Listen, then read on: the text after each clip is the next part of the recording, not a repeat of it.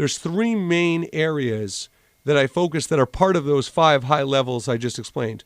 One of them are client relationships, managing client relationships.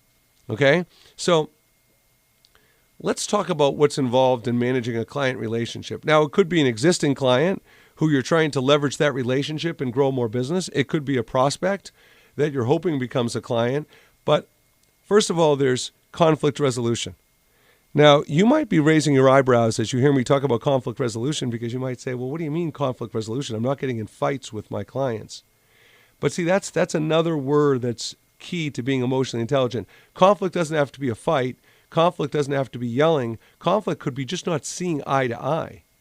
And so when you're listening to a client and when they push back and say, well, I don't like your product, I don't like your service, I don't like how you're approaching this interaction, okay, even though it's not necessarily adversarial, you need to manage your reactions to that.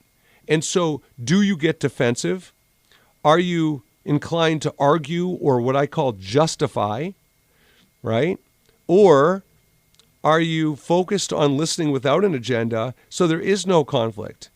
See, to me, when you get a person talking, when you've created a culture and a sales interaction where people feel so comfortable sharing their feelings, sharing their concerns, sharing why they might not do business with him, you've done your job.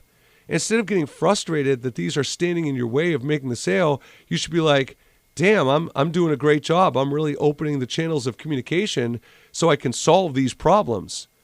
But too many of us get triggered and get defensive and feel like they need to justify. And that's why part of managing client relationships, that's specifically what I mean about conflict resolution. Now, the second piece is management style. And when it comes to management style, it's really adapting to people's different personalities and expectations. So how do you manage people? You know, managing people could include how they prefer to be communicated with, right? Are you aware enough to know, is it by phone, is it by email, is it by text, is it in person? Second is the frequency of the communication. One of my favorite things I teach when it comes to emotional intelligence is what I refer to as nagging rights.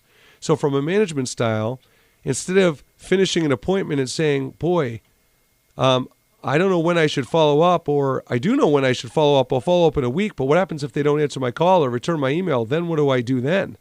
You have to set those expectations with yourself and with the client about getting permission to follow up even when they don't respond and they get bogged down and get busy.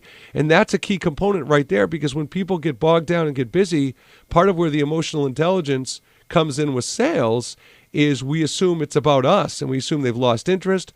They may have.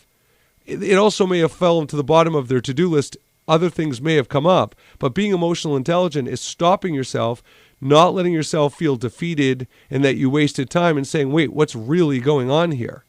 So this management style is management, of the client, setting expectations and understanding where things stand.